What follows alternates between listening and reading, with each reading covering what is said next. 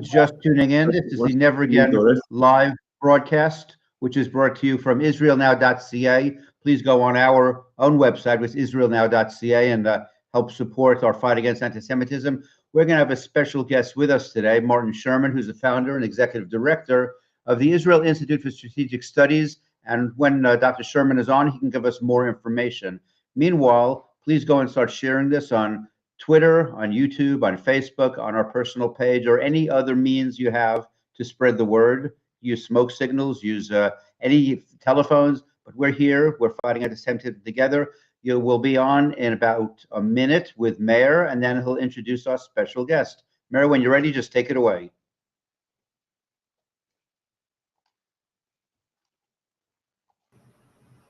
A moment.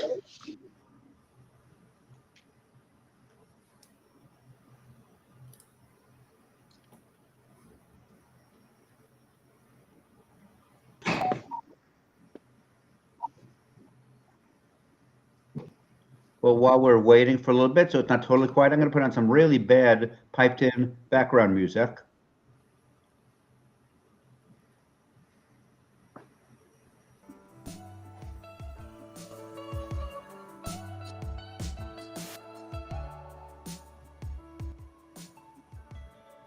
As we're all aware, we'll get into a discussion. We know what's going on in Israel and around the world. President Herzog spoke in Congress, and I thought gave a very good and full speech. As at the same time in Israel, we're still having protests from the progressive side of the spectrum, and lots of other news going on. Meir will talk about that, touch on it, and then we'll invite Martin to give his take on what's going on presently regarding Israel's defense and security challenges. Just bear with us. We're also being simulcast live in South Texas, as well as in Toronto, as well as in Israel. And in Toronto, it's coming from the JRCC, which is on Rockford Road. So y'all who are in Toronto, either live stream this on any of our locations, or just head over to the JRCC, which is at 1800 Rockford Road, and join us live. Anybody who's either live or who happens to be watching us on YouTube, if you have questions or comments or input, just send them to our chat and we'll try to address them. Good morning, everyone. We're in Eastern Standard Time, but if you're in Israel, it's already afternoon, 5 o'clock in the afternoon in Israel. I'm Meir Weinstein, the Never Again live show with Israel Now, and our guest today is Sherman, who has a extensive background on security issues for Israel. He's been an advisor to former Prime Minister Shamir. And Martin, how are you today? Okay, thank you. How are you? Very good, thank you. There's a lot going on in Israel. A lot of concerns people about the security. There certainly is the threat from Iran and their various proxies, and there's internal issues going on in Israel. How do you see the situation right now in Israel in terms of are we vulnerable?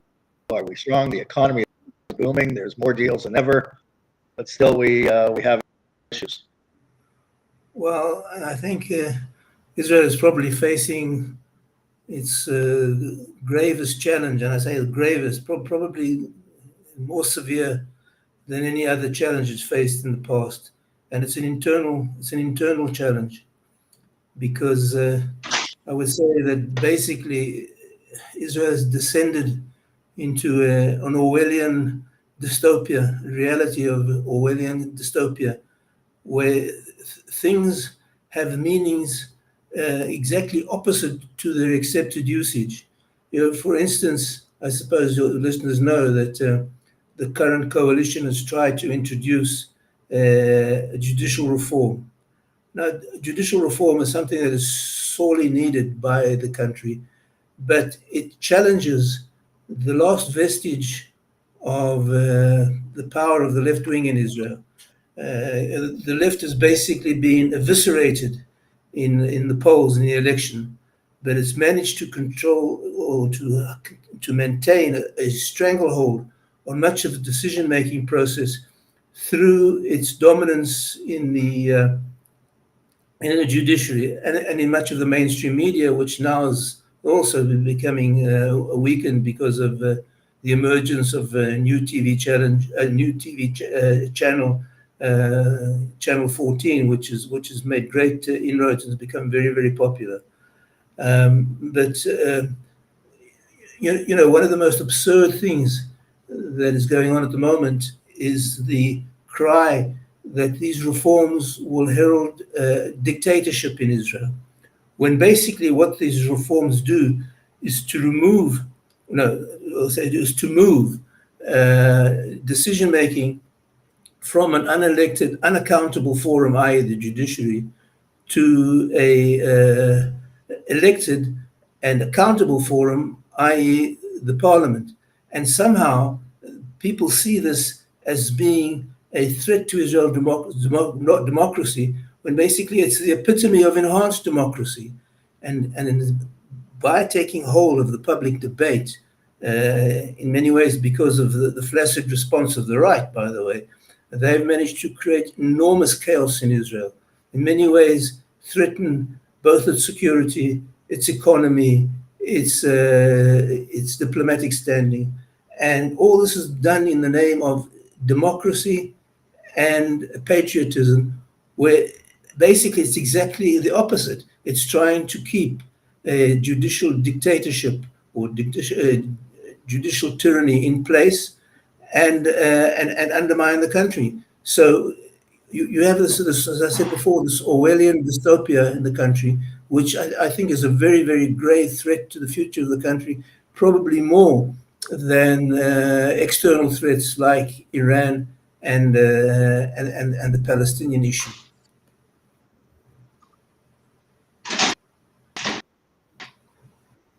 Yeah, there was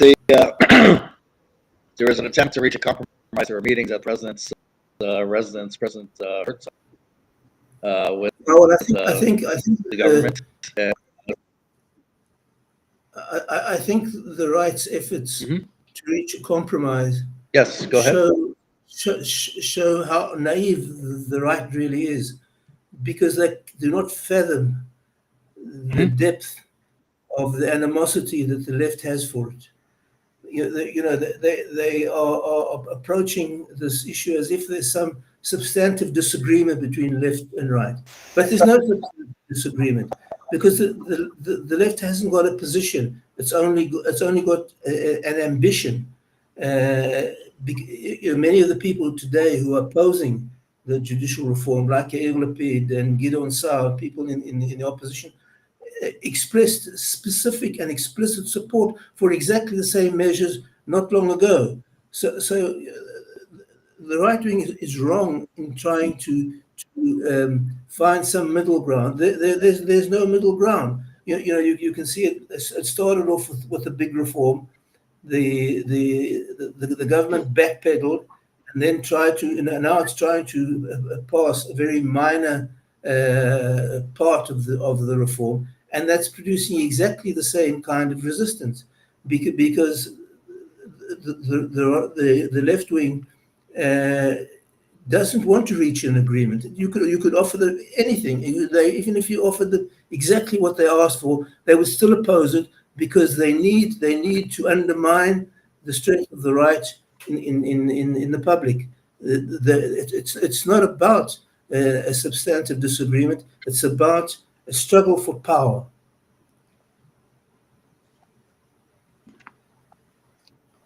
Meir.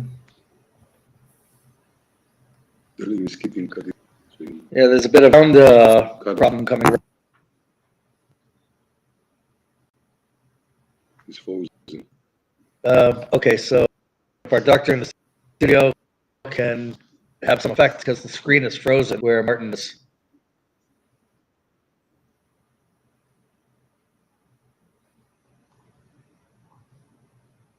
Well, it's not frozen here, and it's on. I'm watching it live on Instagram. I'm watching it on YouTube. So I'm not sure why it's frozen there, but it's not frozen on any of our sites. So, Yeah, hey, Martin, while I have you here for a second. Maybe. Yeah, we can hear you loud and clear. We can hear you. Log off and log back. We'll just take a moment. Hey, Martin, While we're waiting for Meir to get back on, could you address the issue of the reasonableness clause? Because that's very confusing particularly to people outside of Israel, why that was ever enacted and how important it is to get rid of it. I mean, it is not democracy. When a group of judges... Let me give you an illustration why the reasonableness clause must be removed.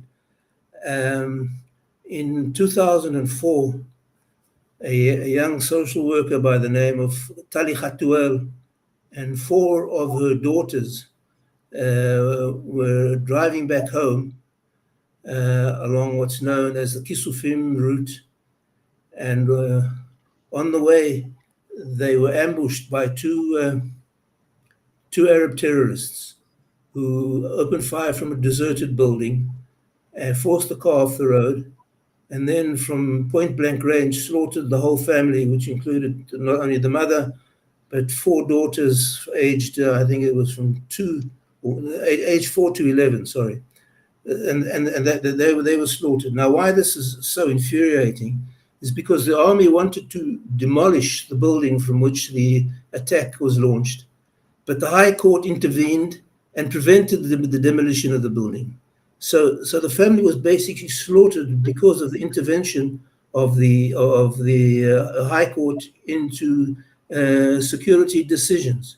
You can see many other things. For instance, a decision which I don't necessarily agree with was that some years ago the Ministry of Finance wanted to impose taxes on rent from a 3rd apartment. If you own 3 apartments, on the 3rd apartment, you had to pay tax.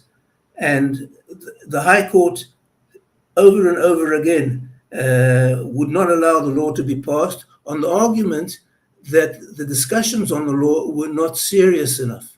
Now this is amazing. It's stunning that the court can decide whether parliamentary discussions are thorough enough.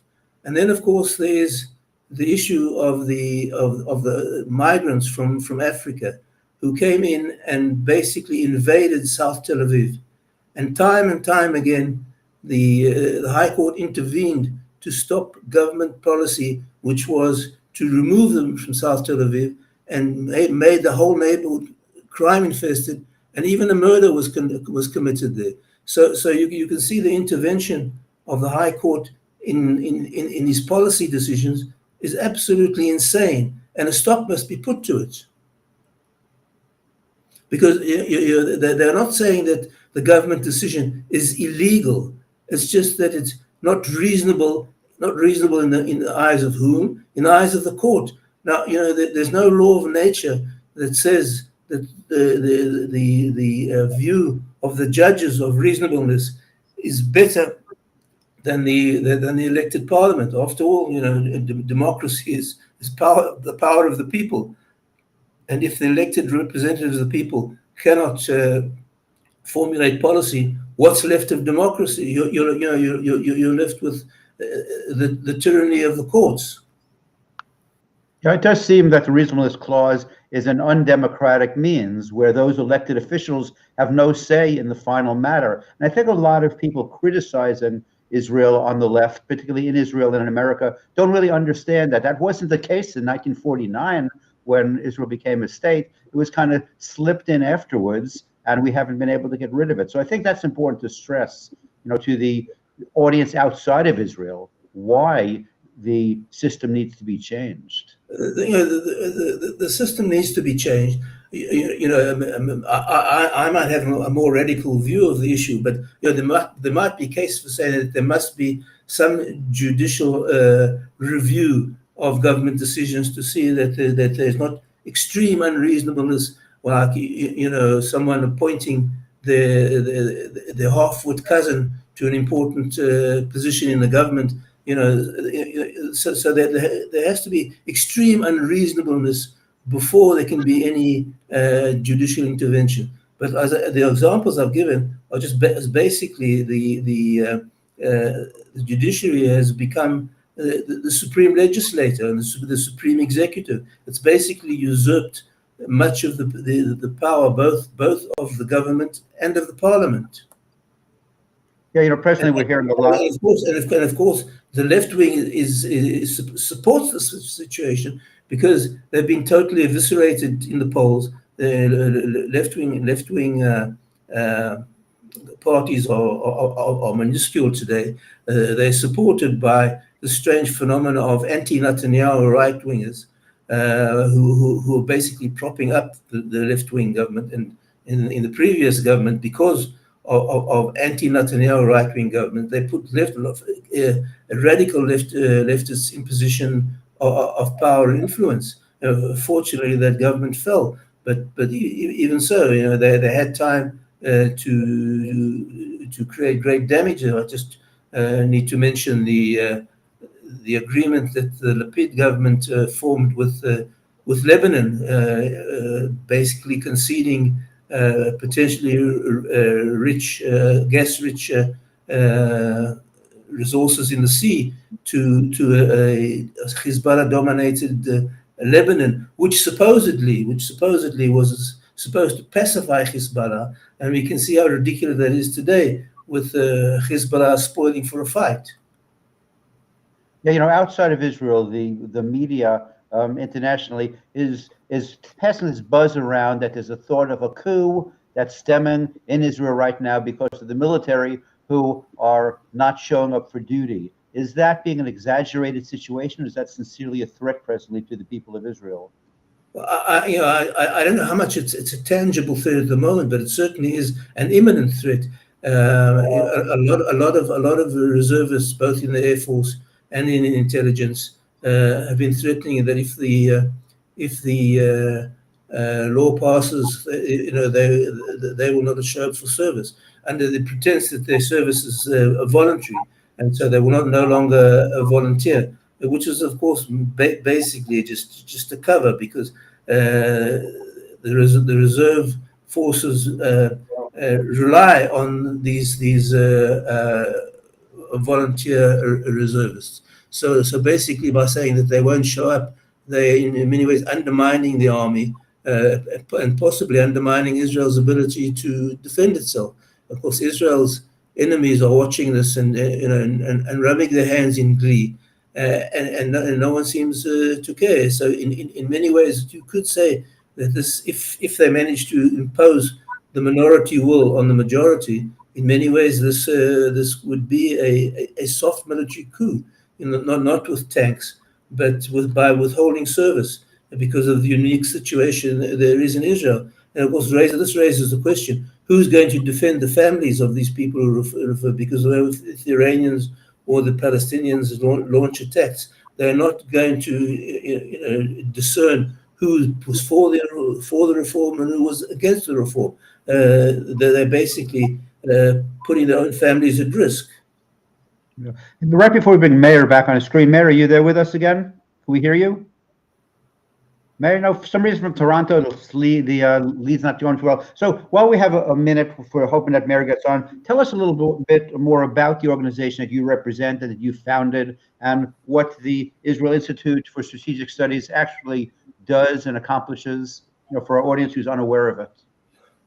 Well, the founding rationale of the Institute was to try and counteract the political correctness of most of the security institutes in Israel. Nearly all of them, almost without exception, or with very few exceptions, are radically on the left, which support territorial concessions, which support a concessionary policy by Israel. And I feel this is a very dangerous position for Israel to adopt, particularly after the precedent of Gaza. When Israel left Gaza, everyone said, "Well, this will herald a new dawn for the Middle East," and it hasn't. Basically, Gaza has become a strategic threat, and in every instance where Israel has relinquished territory to Arab control, the territory has been used as a platform to attack Israel, whether it was in Gaza, whether it was in South Lebanon when Barak withdrew the Israeli troops from there very hastily, and handed it over to an Islamic terrorist group. Even in Sinai, I mean, just by pure luck, it was nothing to do with Israeli policy, but it was just lucky that Sisi took over Egypt, because if the Muslim Brotherhood had stayed in power, no one knows what would have happened in Sinai. They could easily have supported anti-Israel elements who could attack Israel along its long southern border. And of course, when we withdrew from the towns in Judea and Samaria, these were taken over by terrorist groups, and the growing terror in the towns today proves the imprudence of withdrawing. So at the nucleus of the Israel Institute for Strategic Studies is the belief that Israel must adopt an uncompromising hawkish ability if it's to preserve its security and maintain Israel as the nation state of the Jewish people over time. Otherwise, I feel that the Zionist enterprise will be lost. Yeah, speaking of that whole concern, and for us skeptics out here in the diaspora, there's actually talk, spinning off of the Abraham Accords, of Saudi Arabia and Israel not being arch enemies anymore. Now, some people think it's great. Other people think it's just a ploy for Saudi Arabia to get closer to their desire to get rid of Israel. So how do you feel about this particular situation? Well,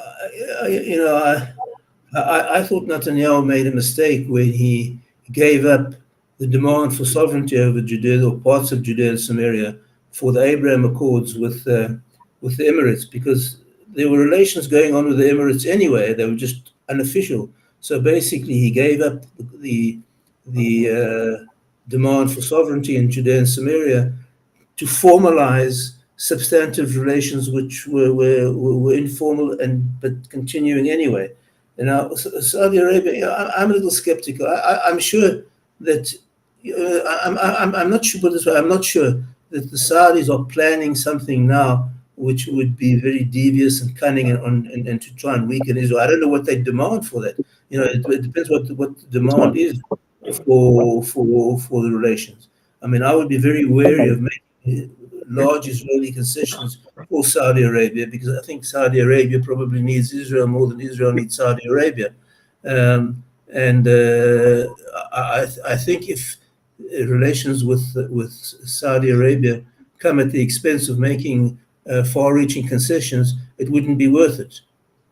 Many say that the enemy of your enemy is your friend, and the only reason Saudi Arabia is even talking to Israel is because of Iran, and now behind closed doors, Iran and Saudi Arabia are talking, which puts even more of a threat. I agree with you that if suddenly Iran surged in power, it would take Saudi Arabia with it. I don't think that if Saudi Arabia thought that Iran was a strong horse and Israel was the weak horse, that it wouldn't switch its preferences in a minute. And that, by the way, takes us back to the internal dissension in Israel, because that makes us look weak, looks divided, not ready for war. And that's a big danger of the internal dissension today over the judicial reform, which basically is just a choreographed event. In fact, Ehud Barak was bringing up exactly the same arguments in 2020. There's a new video out where he talks about that the Netanyahu government was using the COVID epidemic as a pretext to impose dictatorship, which of course was nonsense. And there's really blood-chilling part of the video where Barak says, well, he'll be called to lead the nation when Jewish bodies are floating in the Yalkon River.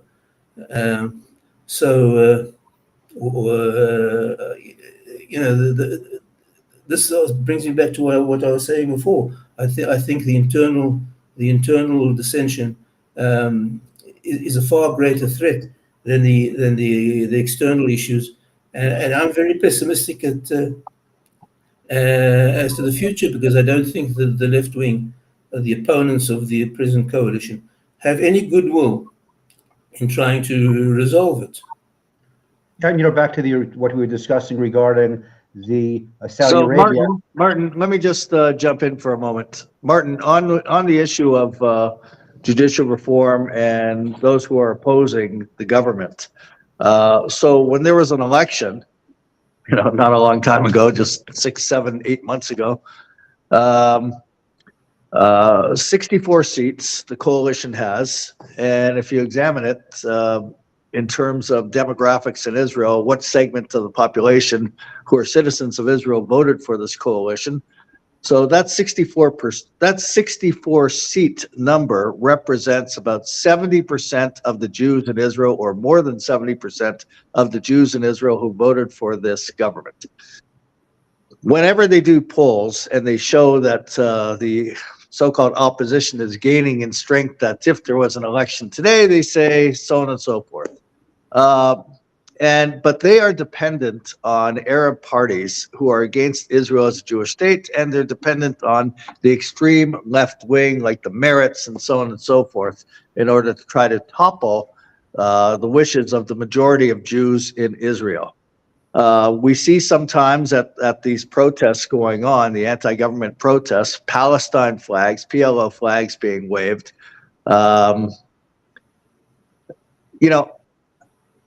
I don't think that part of the narrative is being shared enough to bring this into the conversation. That it seems to me, and you could correct me if I'm wrong, that the issue, the heart of it, or part of the heart of the matter, is whether Israel should continue to be a Jewish state or whether it should be not a Jewish state. The Arab parties, there have been polls that have been done that the majority of Arab citizens of Israel, I think it's like 75%, do not accept Israel as a Jewish state. And approximately 25% of the Arabs who were polled said that if there would be a war against Israel, they would actually join that war. So I'm assuming that 25% of the Arab population in Israel who are citizens, that's like the younger who are saying they would be prepared to join a war against Israel. But yet, this opposition, they seem to be completely fine marching with them with PLO flags. And they use this notion of judicial reform. No, we don't want judicial reform. And then we see also protests going on in religious communities, B'nai Brak, some other communities, by people who are involved in the so-called anti-judicial reform protests. So can you fill us in on that, on this kind of divide? Like, what is this fight about? Well, one thing is for sure, that the opposition have no chance of establishing a government without the anti-Zionist Arab parties. Now, this again, in many ways, brings us back to judicial reform, because if you look at the current legislation, in the basic, no, not just an ordinary law, a basic law, which is a sort of a superior law, in the basic law on the Knesset, in clause 7a, it states quite clearly that any candidate or any party who denies Israel's status as a democratic and Jewish state cannot participate in the elections.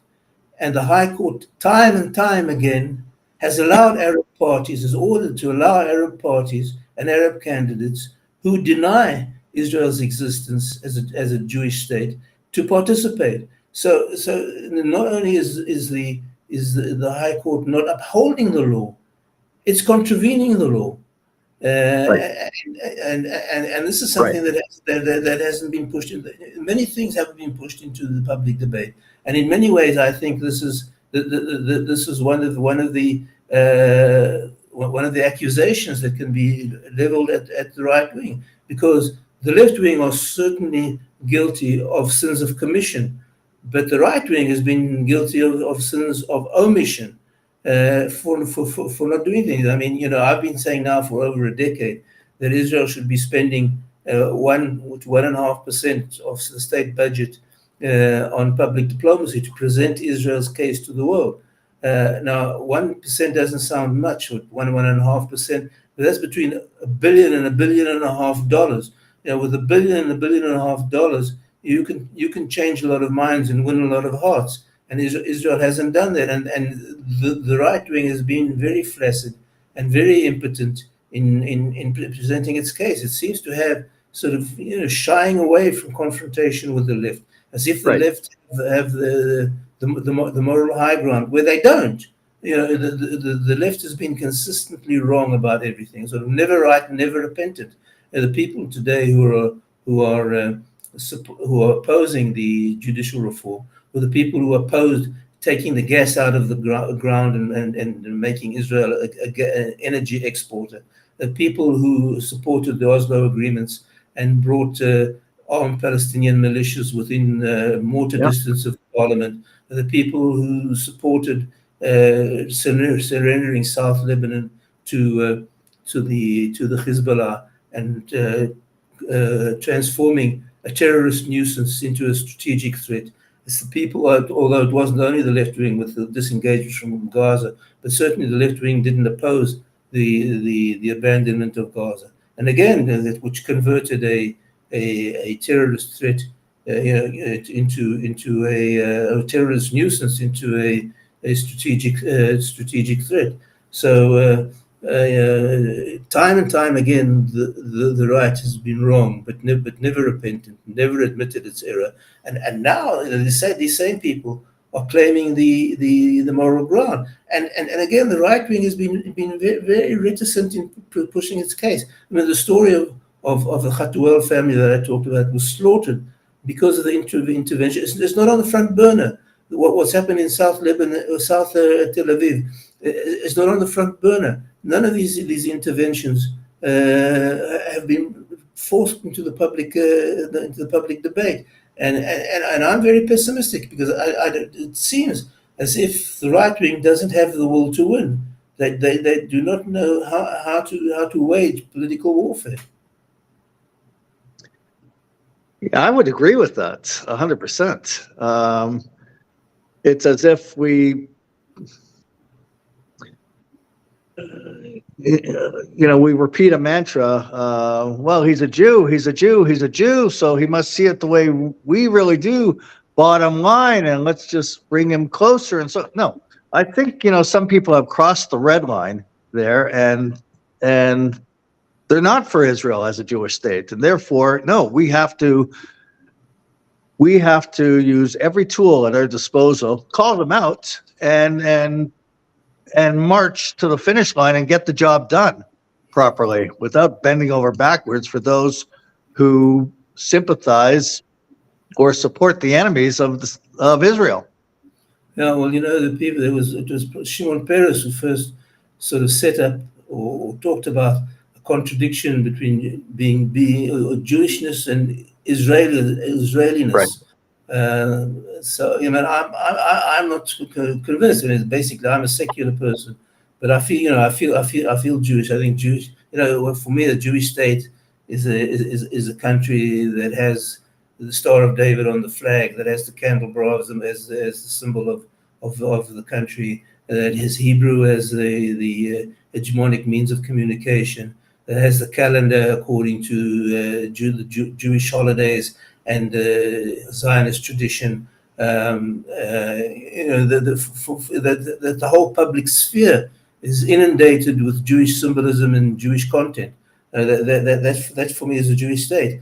I'm certainly against the idea of a state of all its citizens, because that will degenerate into Lebanon. It will either be Lebanization of the country or Balkanization of the country, depending on how you look at it. But I think that would be a mortal danger. I don't think there would be anything that could generate enough cohesiveness to hold the country together if it was a country of all its citizens. And as I said, the courts have played a part in preventing that, because the courts should have disqualified countries or disqualified parties that have been calling to reject Israel as a Jewish state. I'm very concerned, and I tend to be pessimistic about the outcome. Because I don't see any goodwill at least on the one half of trying to reach a solution. You know, in my eyes, the left is a little like the lady in the trial of Solomon who was prepared to cut the baby in half. Right. Right.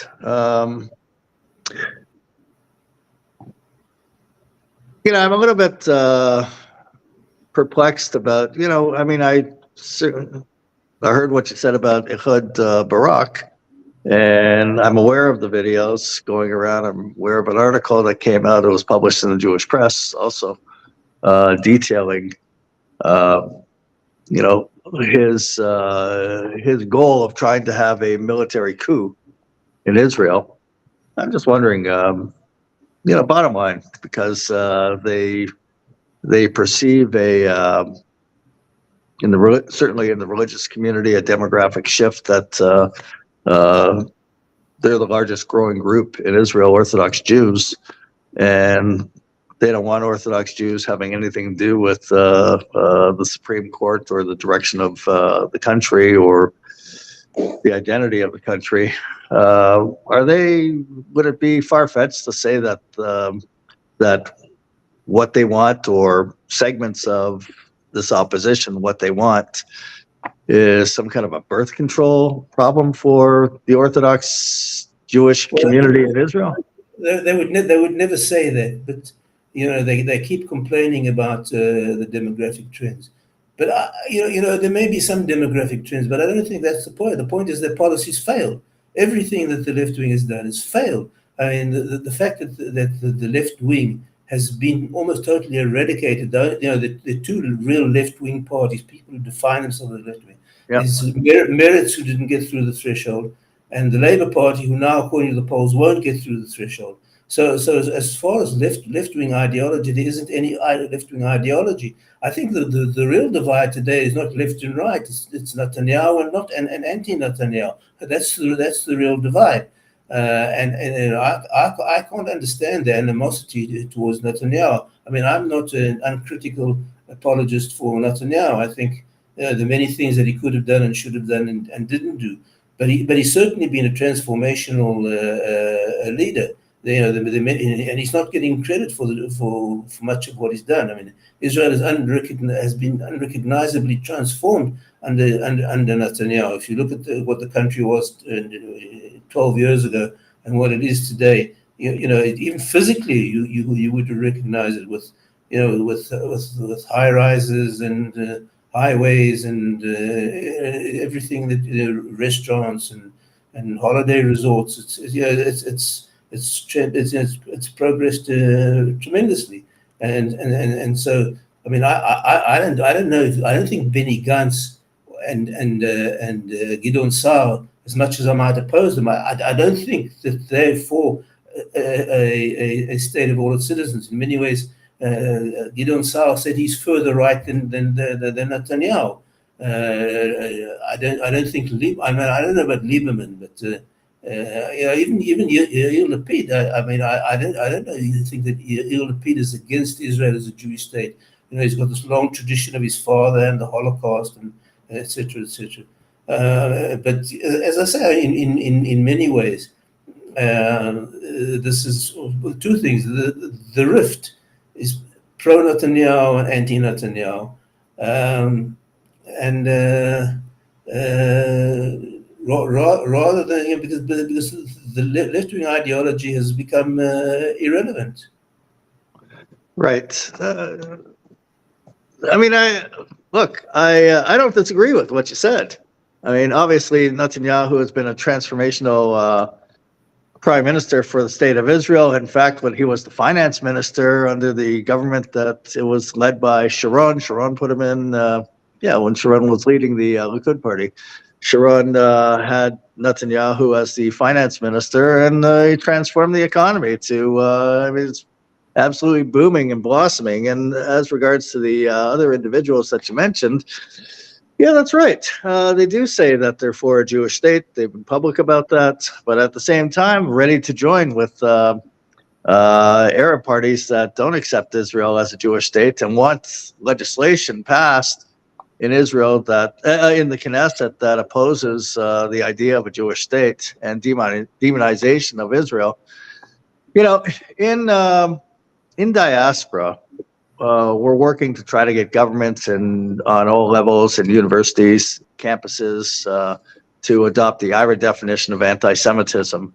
And Israel, 100% supports the IRA definition of anti-Semitism, but it's not implemented in Israel. It's not implemented in the Knesset, as you cited before, that you do have the basic law that came into being. If you deny the existence of Israel as a Jewish and democratic state, then you can't run for the Knesset.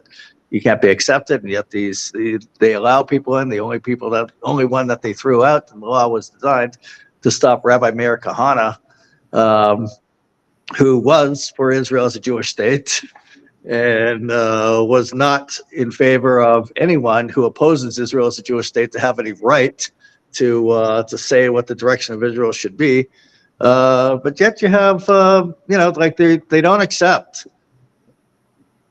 for reasons beyond me, that I guess because of the Supreme Court in Israel, they're not implementing or saying that it's mandatory in the Knesset to be a Knesset member that you have to accept the IRA definition of anti-Semitism as a basics, and that would disqualify some people in the Knesset.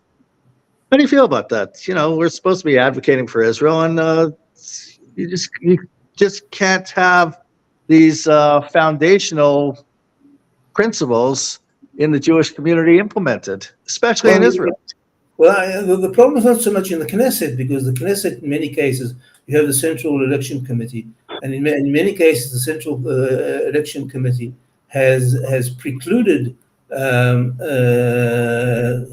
candidates in the Arab parties, and that's been overturned by the High Court, and in my opinion, by totally disregarding the current legislation.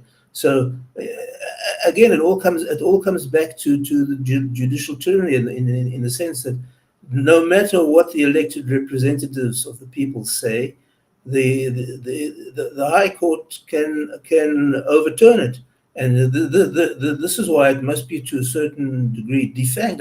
Everybody's for a strong, independent judiciary, but it must be, it can't usurp the functions of the legislature and of the executive, and basically that's what happened. That's what's happened here. This is something that's been recognized time and time again. There's a speech by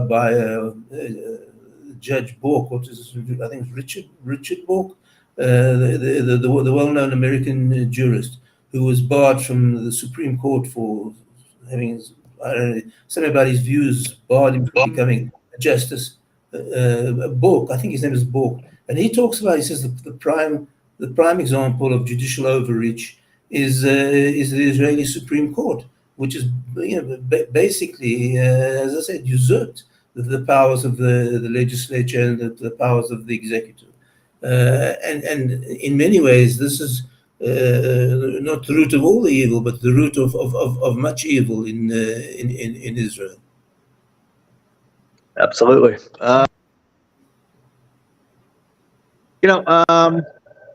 Alan Dershowitz comes to Israel regularly, and he made a statement about the judicial reform. I mean, he says, he's pretty loud and clear. He said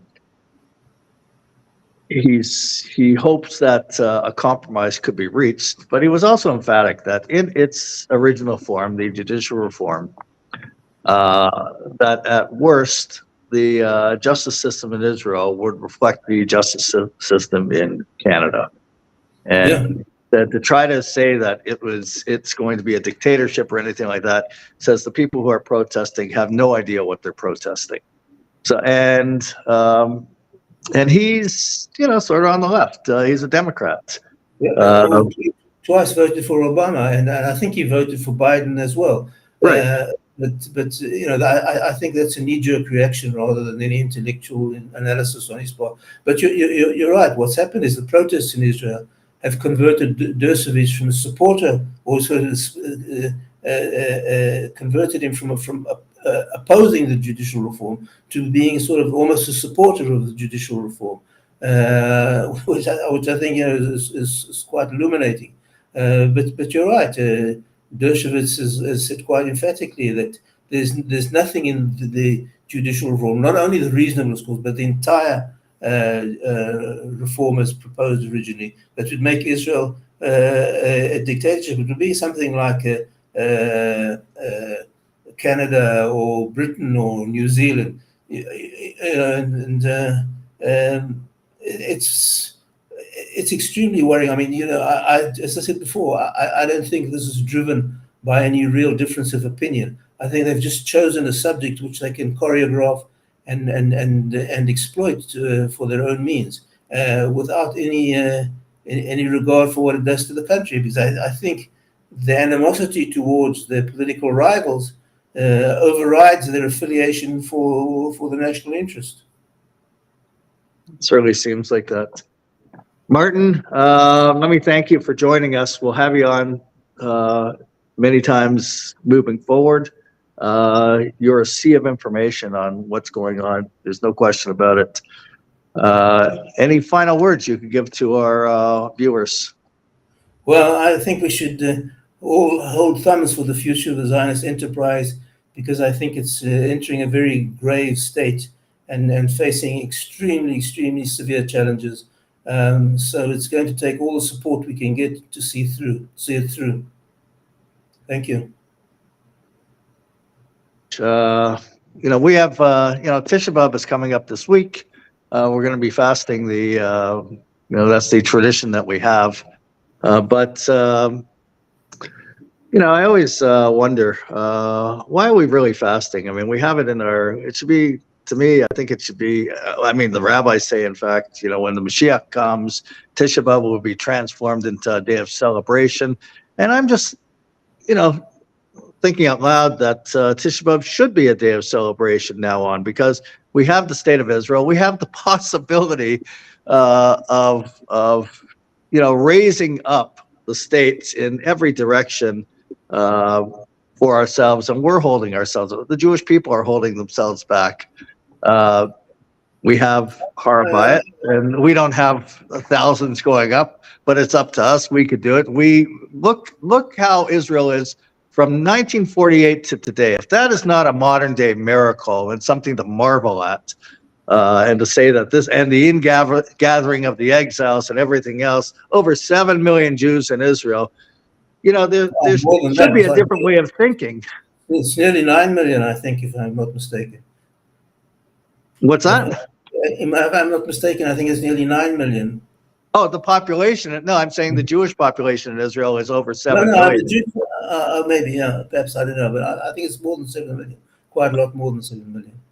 And growing. And it's the largest Jewish community in the world. I mean, Israel, percentage-wise, it's over 50% of the Jews in the world live in Israel, and growing and enjoying, and it's an unbelievable thriving in every single direction.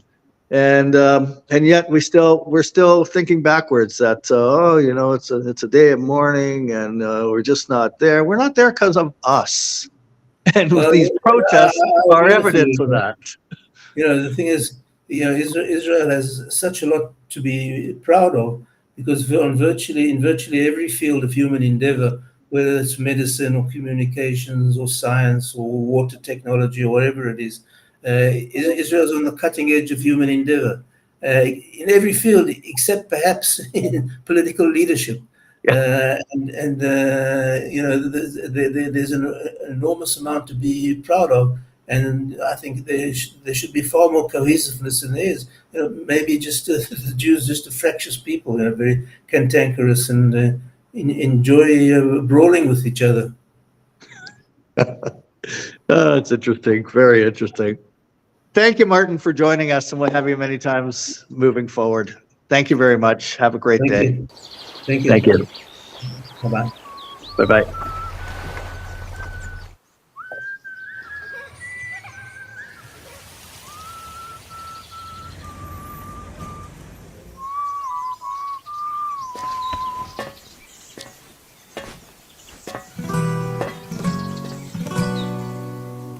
כל